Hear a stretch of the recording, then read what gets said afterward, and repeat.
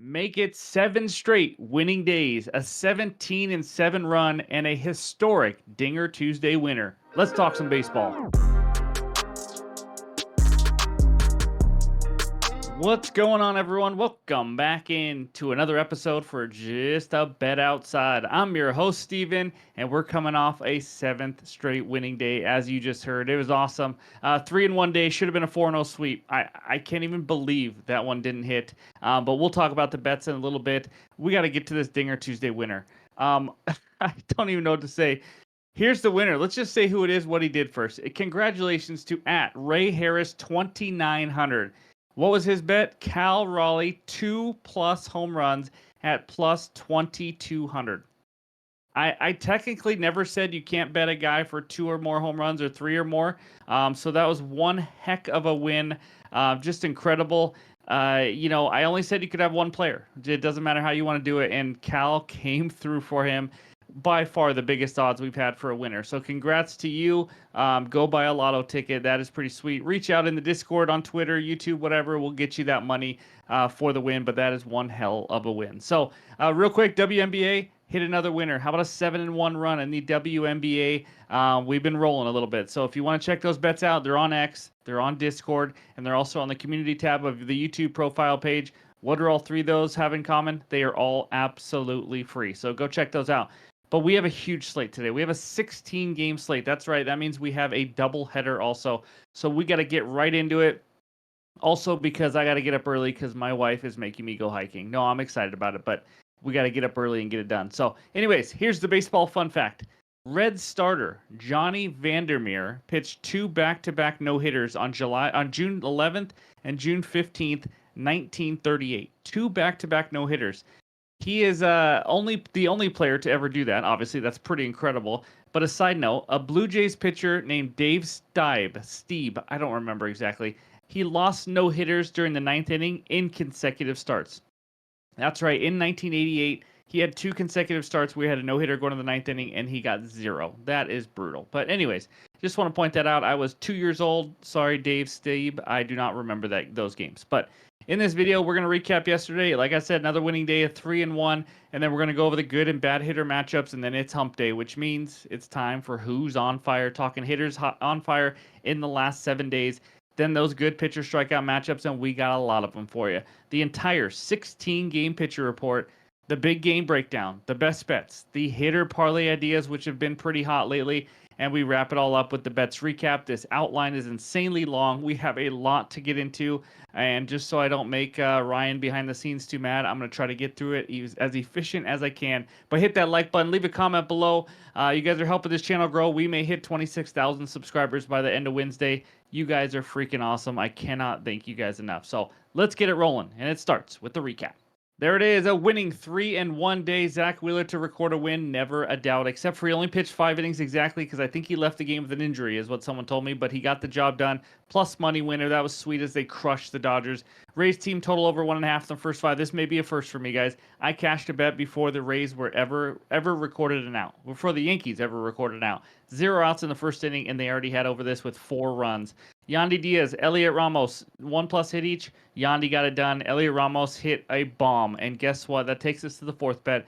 I needed 2 runs by Ramos's team in the first 5 innings. He hit a solo bomb. That would have been sweet if there's someone on base for 1 run. We go to the 5th inning. 1st and 3rd. Nobody out.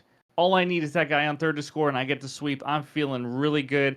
Put the freaking ball in play anywhere. Just anywhere, and it's a run. Strikeout. Strikeout. Ground out. Brutal. Just absolutely brutal. Luckily, it's still a winning day or it would have just crushed me. But that should have been a sweep. But either way, you see it right there. 17-7 run. 7 straight winning days. Let's make it 8 as we try to dig out of that huge hole that we built ourselves. But there's all the records for all the different categories and everything. So let's get started with the good and bad hitter matchups. All right, we got 18 of these for you today, and just like the last time the Mets faced Patrick Corbin, you get Pete Alonso, Francisco Lindor, and those guys. They have faced him a ton of times and had some success. Corbin's been pretty decent, like we've talked about, though. But there's all the rest of the guys. I mean, on the left side, Crawford obviously isn't the same hitter as he used to, but 8 for 15. Arenado 8 for 15, like we saw yesterday. The game just got canceled, and so he's facing him today. That's just how that works. I know it's crazy. But other than that, Iglesias 5 for 13, 4 for 12. We got some good hitters down there in the bottom, including the lefty Ryan McMahon, 4 for 6 with 2 extra base hits against Montes. So that's what we got. Take a screenshot. Hopefully this goes and just helps you win some bets on the hitter parlays. And now let's talk those cold hitter matchups. That's right. We got 10 of them for you. Goldie against Waka, same as yesterday. And then we got Willie Adames 3 for 16 with 5 Ks. Bellinger against Corbin Burns 2 for 15 with 4 Ks. So on and so on. Ketel Marte there. And then over there on the right, 1 for 10, 2 for 11. It's just not good stats in general. So anyways, those are the good and bad hitter matchups for today, July 10th. And now let's talk who's on fire. All right, like we do every single week, we are going to talk the hottest hitters in the MLB in the last 7 days. Most of these were done before the games were played on Tuesday, just so you know. I just had to fit it in when I could with kids and everything. So it may not include the last game. But either way, these are the hitters on fire. Nolan Arenado, 346, leads us off. If it's in green, they are leading the MLB the last 7 days. And there it is. Christian Walker, 4 bombs and 10 ribbies is the leader. As you can see there on the right, if you are new, you must have 20 or more at-bats and hit 340 or higher to make this list. Colt Keith, the youngster for the Tigers. How about 417? The other youngster for the Twins, 458. Some good young hitters there in the AL Central. Then so on and so on. Corey Seager just doing Corey Seager things. And there's all the rest of the guys, including 2 other Texas Rangers hitters. So that's page 1. Take a screenshot. Now let's check out page 2. And my freaking goodness, 714 average for Jose Miranda. We've talked about him setting MLB records. He has just been scorching freaking hot. So he has the lead. Obviously, no one's going to be hitting higher than 714. And then other than that, we got Mr. Yainer Diaz, 409 with Max Kepler. The Twins, I mean, just the whole Twins roster almost, really. Buxton hitting almost 500. It's just all absolutely insane. But that's page 1 and page 2 of the hitters on fire. And now let's talk some arms. For the first time all season, we have 6 good pitcher strikeout matchups for you today. Let's get right into it. Corbin Burns versus the Cubbies. Cubbies' 3rd highest K percentage. Burns, not as high as he usually is, but still almost 1 K per inning. He does have a higher K rate at home, 25.1% compared to 21.8% on the road. And as you can see, as consistent as it gets, 5 to 7 Ks in 8 straight starts. Mr. Tanner Bybee, he has been lights out this year at Detroit Tigers. Tigers' 12th highest K percentage, so they're not super high lately. Last 3 weeks overall in the season, they are a little higher. But Bybee, 115 in 98 innings, similar home road K splits. He does have 6 or more Ks now in 7 of his last 8 starts, so he has been pretty consistent as well. And he faced Detroit earlier and had 5 Ks in 4 innings, and I don't know if he's on a pitch count or not, but he only threw 82 pitches. So that's the first one. First 2. Let's check out the next one. Michael King, insert name, versus the Mariners. Mariners have the absolute highest K percentage versus righties in the last 3 weeks. It's just not even close. 33.3%. The next closest team is 27.5%. Michael King, 120 Ks in 105 innings, and he has humongous K rate splits. At home, he has a 33% K rate, just absolutely elite compared to 22.7% on the road. Michael King is at home here. 7+ Ks in 5 of his last 6 home starts, including, as you see there, 12 against the A's, 8 against the Brewers, and 11 against the LA Dodgers. And then 12 straight righties have had 6 or more Ks versus the Mariners. 9 of the last 12 had 8+ Ks versus the Mariners. This does not count Tuesday's game, by the way. Nick Pivetta versus the A's. A's 4th highest K percentage. And then, Pivetta's K rate, it's at home, it's slightly higher, 29.1% at home, 27.2% on the road. He did only have 3 Ks at Oakland earlier this year. I have no idea, but I will say Pivetta's been a little inconsistent. Last 7 starts, 10, 4, 5, 4, 4, 9, 9. I mean, it's just been kind of all over the place. So bet him at your own risk, obviously. We got Bailey Uber driver up there going against the White Sox. White Sox been a little bit better lately, Ks, but still the 11th highest K percentage last 3 weeks versus righties. Ober 194. He's been really good lately, but I will say it's 4 easy matchups. As you see there, 8, 9, 10, and 10. No, sorry, 8, 9, 10, and 8. Detroit, Seattle, Oakland twice. And he does have a little lower K rate on the road, 25% compared to 28.5%. And then the final one. It's the next game. It's game 2. Pablo Escobar Lopez at the White Sox. We already know the White Sox numbers. Pablo Lopez, 116 Ks in 99 innings. So we're attacking the White Sox twice here in this doubleheader. He has a much higher K rate on the road, 32.1% compared to only 24% at home. So he's going to be in the good splits here. Last two road starts were against the Mariners and the A's, and he had 9 and 14. That's a lot. I'm not going to lie. Lopez had 6 Ks versus the White Sox earlier this season. So those are all 6 good pitcher strikeout matchups. And now let's get to the pitcher report. All right, these are the first 8 matchups of the day. Imanaga, Corbin Burns, the marquee matchup that we will talk about later, of course. Tanner Bybee, we talked about. He's been good. 3.5 expected ERA, striking out a ton of guys. And then we got a good one in San Diego. Bryce Miller versus Michael King. Really similar numbers, to be honest with you. King of the higher K rate. Yeah, so I mean, Bryce Miller hasn't been the same on the road, I will say that. But Gavin Stone going up against Sanchez, another good matchup as well. We got quite a few of them, and then we go down a little bit lower. It's Happy Patrick Corbin Day, but he hasn't been terrible. He really hasn't. I mean, overall numbers are still not very good. And then JP Sears, very hittable, doesn't miss many bats. Going up against Nick Pivetta with that 3.62 expected ERA. And then we finish it up with Framber Valdez, and I believe hoeing means a bullpen day for the Miami Marlins. So those are the first 8 matchups. There's all the averages on the bottom to help you out. Hopefully this helps you get some winners or just starts your day. But now let's check out page 2. All right, these are the final 8 matchups of the day, but the bottom 2 aren't exactly in order of when they're being played. Those are just game 1 and game 2 of the doubleheader, just so you know. It's Ober versus Eric Fetty and Pablo Escobar versus Drew Thorpe of the White Sox with that nasty changeup that Mr. Thorpe has. No pitcher yet for the Arizona Diamondbacks. Texas, LA. Texas starting to come alive a little bit. Lorenzen due for some negative regression. He's only given up 6.5 hits per 9, but he is walking a lot of guys. Going up against Griffin, I am a Canning. 4.5 expected ERA. I'm not a fan of him. I don't think he's very good. And then Bassett Hound versus Logan Webb. Webb solid, especially at home. He's just a solid veteran. That's just what he is. Ground ball pitcher.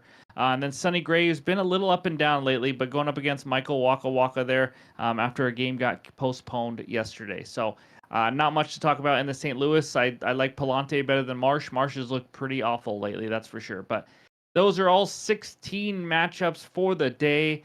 And now it is time for the big game breakdown. All right, you guys voted, and we are heading out to Baltimore, Maryland, where the Orioles host the Chicago Cubbies. Orioles on the money line, minus 166. Cubs on the money line, plus 140, with a total of 8 runs. As you guys know, you guys have been voting for this on the community tab. I've been putting it out. I may have to put out different games and not just the same pitchers every time, because we're going to be breaking down Shota Imanaga again, although this is the marquee matchup, so I get it. Let's talk the spot real quick. DeVille had Monday off before playing game 1 of this series yesterday.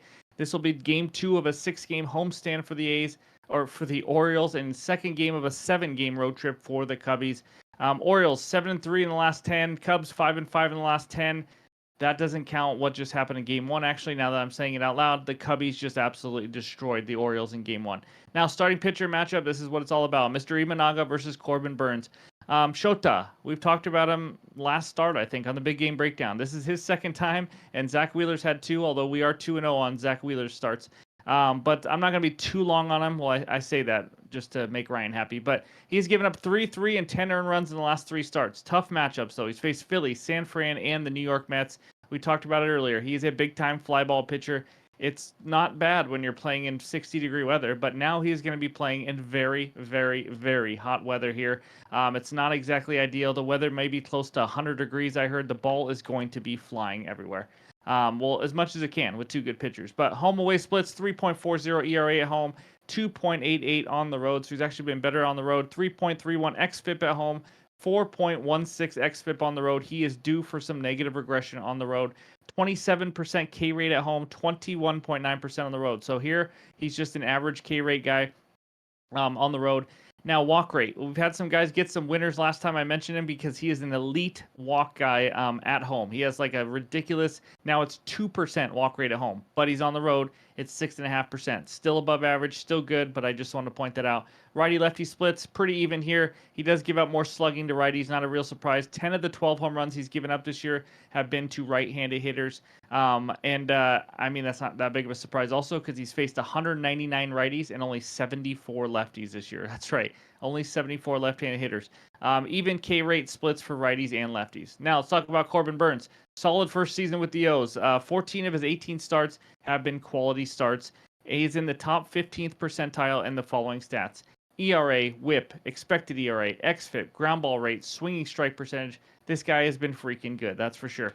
He's given up 3 or less earned runs in 17 of his 18 starts. 3 or less, 2 or less earned runs in 14 of his 18 starts. Home away splits. I mean, this guy's been a stud. Kind of like Zach Wheeler at home. This Corbin Burnes has 1.78 ERA at home, 2.94 ERA on the road, a 3.05 xFIP at home, and a 3.73 xFIP on the road. 25.1% K rate at home, 21.8% K rate on the road. Like I said earlier, he is not striking out as many hitters as he used to last 2, 3, 4 years of his career, but 25% is still pretty solid at home. And then even walk splits righty home and away. Righty lefties, he actually dominates lefties, and that's a shock. And I want to make sure you guys know this, that usually lefties hit better against righties, obviously, but he's dominated them. The cutter and the curveball, they get hit more by righties. It's just what it is. In fact, lefties are only hitting 100 off the curveball. 100. He's given up a 242 average and a 406 slugging to righties. And then to lefties, he's just dominated them. Lefties are only hitting 177 with a 229 slugging against them. 10 of the 12 home runs he has given up have been to righties. 188 lefties face, 257 righties face, so it's a little more even. So it's not easy being a lefty facing Corbin Burnes. Now let's talk the offenses.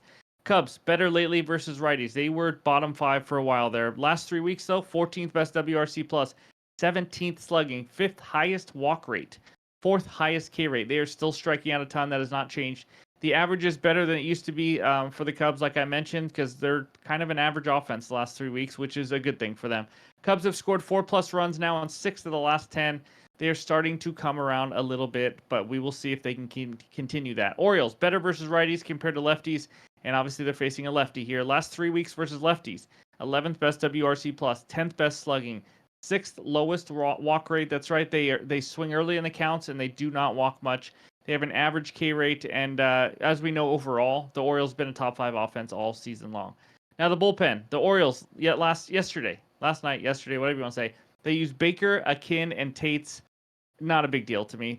They all three threw a lot of pitches. They probably all three won't be available, so it hurts the depth. But these are not their main arms. They're studs that they go to with a 1-run lead or anything like that. Cubs, nobody threw more than 15 pitches yesterday. They used Miller, Leiter, and Biggie, I think is who it is. I don't know. He just got called up. So I'm expecting all the best arms to be available in both bullpens in this one. Now, player prop ideas. I haven't seen Corbin Burnes props yet, but you could look at under runs. He's had like some crazy streak of going 6 or more innings if you want to go over outs recorded, but obviously those odds will be applicable to that as well. Maybe hits allowed, maybe under. It depends. Do you trust the Cubs hitters to kind of continue off what they did in game 1 and become a little bit better offense, or do you trust Corbin Burnes and how dominant he's been at home? But maybe a righty versus Imanaga, Adley Rutschman. How about hitting 400 versus lefties? We've done that before. 7 of his 16 home runs have been against lefties, even though he only has 121 plate appearances versus lefties and 259 versus righties. We know Adley's a stud, even though we've taken him over 1.5 bases versus lefties before, and he has screwed us both times. But Ryan Mountcastle, another guy, hitting 290 versus lefties. So I would just, if you're going to target a guy, I'd probably focus on righties against Imanaga. And maybe check how many lefties are in the lineup for the Cubs also against Burnes, because they're usually you're going to want to put a lot of lefties in there, but against Corbin Burnes you don't really want to. So now, with all that said, it's time for the best bet. I'm going a half unit on this one. Give me the Orioles -1.5 on the run line at +130 for a half unit. It is another plus money big game breakdown. We are 4-1 on the big game breakdown bets. Let's make it 5-1. Now, I'm only going to talk briefly because we talked a lot about it. Orioles got absolutely smashed in game 1. That makes me like this more. Why? Well, the Orioles are 22-11 coming off a loss. That is the second best win percentage in the MLB. Doesn't mean they're guaranteed to win by 2 or more, but just letting you know they know how to bounce back. And the Cubs, they're an awful 15-27 coming off a win this season. Only 15 times have they won 2 games or more in a row. So I just like the bounce back spot here. The weather's going to be very hitter friendly. I know that can help both teams, but I like my chances with the better offense and the better starting pitcher with the wind blowing out and all that. So especially when Imanaga is a fly ball pitcher. You don't want to see that. Corbin is a great ground ball pitcher. So Imanaga struggled lately. I think the O's can get to him for some runs here. And I know Burns hasn't been just super dominant lately. He's still been solid. But I think he can kind of keep this Cubs offense in check. I don't think they're that good. I think they had a blow up in game one, and they'll settle back down in game two. Both pens have their studs available, like I said, but the Orioles have the better pen. It's not even close. So you're going to give me the better starting pitcher, especially at home. You're going to give me the better offense. You're going to give me the better bullpen, and a team that is hungry to win after getting absolutely blown out in game one. So let's take a chance at some plus money. Try to make it 5-1 in the big game breakdown bets for the Orioles -1.5 at plus 130.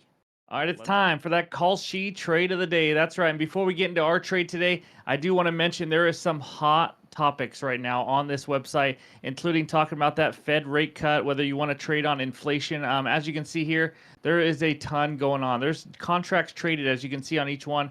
There's 3 million on that one. Number of rate cuts this year that you can go trade on, and there's just so on and so on. You can see all of it. It is absolutely insane right now. So if you want to get into that, you can. But we're going to head over to climate because we're just going to take it easy today. And then we're going to go to climate change. And by the way, before we get into this first one that we're going to do, just a reminder, first 500 that sign up using the link below, get a $20 bonus credit. This is a ton of fun. We've been doing it. You can do movies, music, whatever it is you want to do. There's so many topics. But we're going to go today to July 2024 temperature increase. Because why not? So if you see this down below on the about real quick, April was the warmest month, April on record. And apparently it marks the 11th month in a row that an all-time high average was reached. Crazy. But anyways, we're just going to trade on this one. 1.17 to 1.23 temperature increase. We're going to say yes, because why not? 42 cents, which means it's a slight underdog. And we're just going to throw 2 on it. We're just going to take it easy today. So we're going to throw 2. And that's how many contracts we're getting and all that average price it shows right there. And again, you can sell these later on and things like that. But we hit review right there, and then we're going to submit that sucker. And in case you're curious how to know if it wins, you can see the rules summary right below all those options. If the land ocean temperature index is between that 1.17 and 1.23, then we win. That was a bunch of mumbo jumbo, but either way, hopefully we win. Lots of options. Click that link below, and that is the KALSHI trade of the day. And now back to the bets. All right, this second bet takes us out to San Diego, California, where the Fathers host the Seattle Mariners. Padres moneyline -135, Mariners on the moneyline +114 with a total of 7.5 runs. I am jacked up about this one. Give me Michael King over 6.5 Ks at -135 on DraftKings. What are we doing with this line exactly? I'm not sure. You heard all the insane K numbers the Mariners have put out there in the last 3 weeks, all season long. If you didn't hear it, it's because you skipped that part of the video, but there was a lot of info there. No one is even close to what the Mariners are in regards to how high their K rate is. Adam Mazur, I think that's how you pronounce it. He was the rookie that threw in game one that I made fun of and said he just is not ready to pitch in the majors. He is not very good. He got rocked by the Seattle Mariners, which is hard to do. Anyways, he has a 12.3% K rate. He got rocked. He's not good. And he still had 6 Ks yesterday against the Mariners. It's just absolutely insane. We have a real ladder situation going on here with 9 Ks, up to 9 Ks in my opinion. I may add a small play up to 8 or 9 Ks. But to be honest with you, this line is too low, and it's going to move quick. So right when I saw this line, I saw it actually move from -120 to -130, and then -135 is where it settled for a little bit. I gave it right out on Twitter or X, and then also on Discord, 2 things that are free. I gave it out as soon as I could because this one might close at 7.5 or at least get heavily juiced at 6.5. I think this line is too low.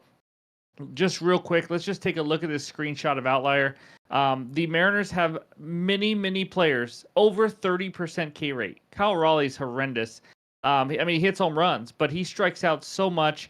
Mitch Garver, I mean, we're talking guys in the heart of their order that are striking out like it's their freaking job. It is absolutely unbelievable. And then there's just the lineup in general versus righties right there. So, and then just to repeat some of those numbers, guys, Michael King has 7 or more Ks in 5 of his last 6 home starts. Found that on Outlier as well, which, by the way, last few Outlier bets we've been putting out here, they've been winning. You got to go check out Outlier. It's unbelievable. Click the link below to get started. Get that free trial. And we got football right around the corner. We got WNBA stats out there. So be sure to go be a member of Outlier and help your research. But anyways, we just need 7 Ks against the Mariners, okay? He has an insane Michael King, 33% K rate at home this season. 12 versus the Oakland A's. 8 versus the Brewers, 12 versus the Dodgers. I mean, he has been electric at home with strikeouts. And I will say this once again. Earlier in the video, I said 12 straight righties have recorded 6 or more Ks versus the Mariners. Mazur just got 6 as well. That's 13 straight. I just did the math. That's right. 9 of the last 12 have 8 or more Ks. Sorry, 9 of the last 13 now have 8 or more Ks. And King is a great strikeout pitcher. He's not a 12% strikeout pitcher like the rookie or a lot of these other guys. He is very good, especially at home. I'm just fired up about this one because I just cannot imagine someone who's been doing this in almost every single home start he has going up against a Mariners team who is allowing this to happen almost every single time against the righty, that we don't get 7 Ks out of Michael King. And if everything goes right, he could get 9 or 10 Ks. Like I mentioned, he had 12 versus the A's, who are somewhat similar, but still lower strikeout rate than the Mariners. 8 versus the Brewers, 12 Dodgers. I mean, he's got the potential for a good night here. And let's face it, anyone with a right arm or left arm and can throw about 80 or more, I mean, they're good for at least 5 Ks against the Mariners. They just are. So give me Michael, the King, over 6.5 strikeouts as my second best bet. And like I mentioned earlier in the video, I am on a little date with the wife on Wednesday, and we're going to an early morning hike to start the day, so I do not have all night. I need at least 5 hours of sleep or something. So we're just going to do 2 best bets. I'll add more in the pinned comments, and she's awesome, so she's going to drive, and I can do some more research. But I'll have more bets probably before we even leave, so be sure to check all 3 places, X, Discord, and pinned comments. But I'm not going to leave you with just that. We got hitter parlay ideas to go over. So here we go. First one, Ryan McMahon, the lefty. And by the way, these went 2-0 yesterday. We had Twins and Cardinals players. Game got postponed, but Brian Reynolds and Brent Rooker both hit and both actually had great nights. So Ryan McMahon, the lefty, is the first one. 4 for 6 off Frankie Montas. 2+ hits in 9 of his last 10 games. And 18 of his last, sorry, not 2+, 1+ hit in 9 of his last 10 and 18 of his last 22 games. And then when you look at Frankie's splits, he actually struggles more versus lefties as well, giving up a 262 average and 476 slugging to lefties, as opposed to only a 200 average and 268 slugging to righties. Next one, Francisco Lindor. You already saw it. 13 for 41 with 3 bombs off Corbin. He hits way better versus lefties in general. 302 average versus lefties, 228 versus righties. He has 1+ hit in 11 of his last 15. 3+ hits in 2 of his last 3. He has 7 for his last 15 overall, hitting the ball well. The third one, rinse and repeat from yesterday. Twins hitters. That's just all I'm going to say. Jose Miranda hitting 714 the last 7 days. That's ridiculous, by the way. Byron Buxton, 476 the last 7 days. Max Kepler hitting 409 the last 7 days. Now, check lineups. They all play in a doubleheader. So they're going to be facing Drew Thorpe, which I like a little bit better than Eric Fetty. I mean, matchup-wise. Fetty's obviously a tough pitcher to get hits off of, but, I mean, he's still hittable. It's not like he's that elite. He doesn't strike out a ton of guys. So pick your spots. Some may only play 1 game. We'll see, but I just want to mention the Twins hitters are just on fire right now. Adley Rutschman, the lefty, the switch hitter. Sorry, we talked about it in the big game breakdown. He's hitting 400 versus lefties. I've bet it's over 1.5 bases and got burned, like I mentioned, but I'm not going to stay bitter. It is extremely good hitting weather in Baltimore. He's facing a lefty. Go over 1.5 bases. Maybe take him for a bomb. Maybe take him over HRRs, whatever it is you want to do. Adley should have a good day. And then the fifth one, kind of like Twins, but we're going to go Rangers hitters because I want to talk about them, and you make your choice, obviously. Leody Taveras hitting 429 the last 7 days. Seager, 417. Wyatt Langford, the rookie, 391. Jonah Heim, 381. And they're facing Griffin. I am a canning. That's right. Giving up over 9 hits per 9 innings. Giving up a 285 average and 513 slugging to lefties. Just so you know, obviously that's Mr. Seager as well. And giving up a 237 average and 387 slugging to righties. So some decent slugging to both. But he is struggling more against lefties as well. So those are my 5, but really more than 5 because I have 2 full offenses on here, it seems like. But that's my hitter parlay ideas, my 2 best bets so far. All the research help you need, including that big game breakdown. Let's see if we can stay hot. But before we get out of here, let's check out the recap. There it is, the BGB, big game breakdown bet. Orioles -1.5 at +130 for a half unit. Let's see if we can move 5-1 on those big game breakdowns. And then Michael King over 6.5 Ks, possible ladder situation, -135 on DraftKings. That is a full unit play for me. And then more plays will be added either late tonight or in the morning. So thank you guys for all the support. I appreciate it. Again, if you haven't already, hit that like button, leave a comment. Helps this channel grow, helps this channel and these videos be seen by more people as we are inching so close to 26,000 subscribers. All thanks to you guys. So I really appreciate it. But hope everyone has a great Wednesday, and we'll talk to you soon.